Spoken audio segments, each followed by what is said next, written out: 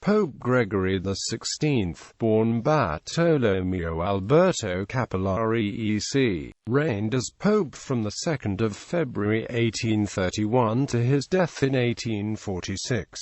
He had adopted the name Mauro upon entering the religious order of the Camaldolese, strongly conservative and traditionalist. He opposed democratic and modernizing reforms in the Papal States and throughout Europe, seeing them as fronts for revolutionary leftism. Against these trends he sought to strengthen the religious and political authority of the papacy. It was he who pronounced it false and absurd, or rather mad, that we must secure and guarantee to each one liberty of conscience. Quote, he encouraged missionary activity abroad to increase the Church's international influence, but his harsh repression, financial extravagance and neglectfulness left him deeply unpopular domestically. He is the most recent pope to take the pontifical name Gregory, and the most recent non-bishop to become pope. Biography. Early life. Bartolomeo Alberto Cappellari was born at Belluno in the Republic of Venice, on the 18th of September 1765, to an Italian lower noble family. His parents were from a small village named Pesarius, in Friuli.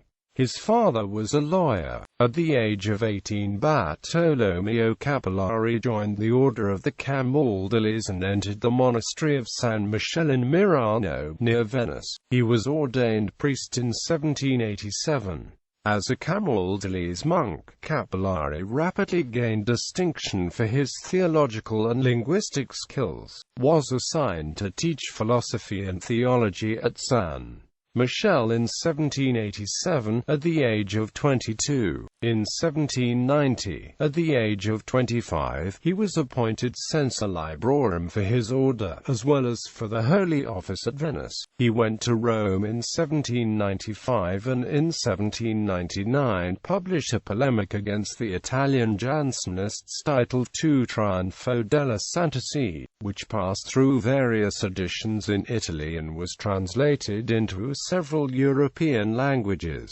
In 1800 he became a member of the Academy of the Catholic Religion, founded by Pope Pius VII, to which he contributed memoirs on theological and philosophical questions. In 1805, at the age of 40, he was appointed abbot of the monastery of San Gregorio in Rome's Caelian Hill, when the army of the French Emperor Napoleon took Rome and arrested and deported Pope Pius VII to France in 1809. Cappellari fled to Murano, where he taught in the monastery of S. Michele of his order, where he had first become a monk. Further, he and a group of monks moved the little college to Padua in 1814. After Napoleon's final defeat, the Congress of Vienna re-established the sovereignty of the Papal States over central Italy, and Cappellari was called back to Rome to assume the post of Vicar General of the Camaldolese Order. He was then appointed as counselor to the Inquisition, and later promoted to be consultor, and then, on the 1st of October 1826, prefect of the Congregation of Propaganda Fide, which dealt with all missionary work outside of the Spanish Empire, including missions to the non-Catholic states in Europe.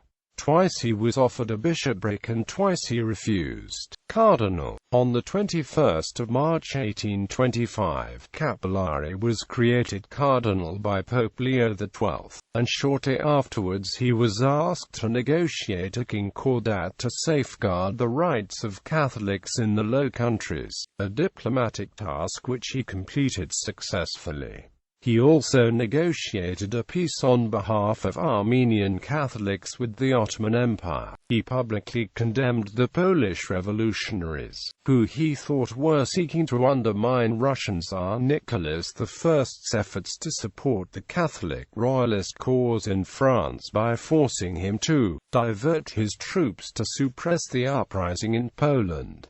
Gregory had never traveled outside Italy and was most familiar with Venice and Rome. He spoke Italian and Latin fluently, but no other European languages, and did not understand European politics. Pontificate. Papal election on 2 February 1831. After a 50-day conclave, Cappellari was unexpectedly chosen to succeed Pope Pius VIII. His election was influenced by the fact that the cardinal considered the most papabile, Giacomo Giustiniani, was vetoed by King Ferdinand VII of Spain. But then arose a deadlock between the other two major candidates, Emanuele de Gregorio and Bartolomeo Pacca. What finally drove them to make a decision was a message from the Duke of Parma notifying them that revolt was about to break out in the northern Papal States. To resolve the impasse, the cardinals turned to Cappellari, but it took as many as 83 ballots for the canonically required two-thirds majority to be reached. At the time of election, Cardinal Cappellari was not yet a bishop. He is the last man so far to be elected pope prior to his episcopal consecration. He was consecrated as bishop by Bartolomeo Pacca, Cardinal Bishop of Ostia and Velletri and Dean of the Sacred College of Cardinals,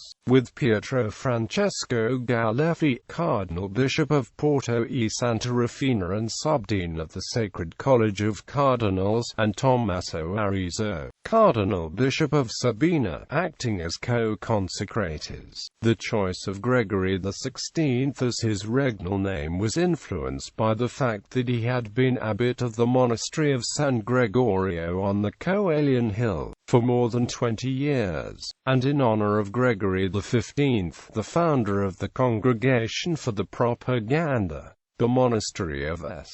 Gregorio was the same abbey from which Pope Gregory I had dispatched missionaries to England in 596. Actions. The Revolution of 1830, which overthrew the House of Bourbon, had just inflicted a severe blow on the Catholic Royalist Party in France. Almost the first act of the new French government was to seize Ancona, thus throwing Italy, and particularly the Papal States, into a state of confusion and political upheaval. In the course of the struggle that ensued, it was more than once necessary to call in Austrian troops to fight the red-shirted Republicans engaged in a guerrilla campaign. The conservative administration of the Papal States postponed the promised reforms after a series of bombings and assassination attempts. The replacement of Tommaso Bonetti by Luigi Lambruscini as Cardinal Secretary of State in 1836 did nothing to appease the situation. In the Northern Territories, the leaders of the revolt were middle-class gentry opposed to the general inefficiency of the governance of the Papal States. Gregory XVI and Cardinal Lambruscini opposed basic technological innovations such as gas lighting and railways,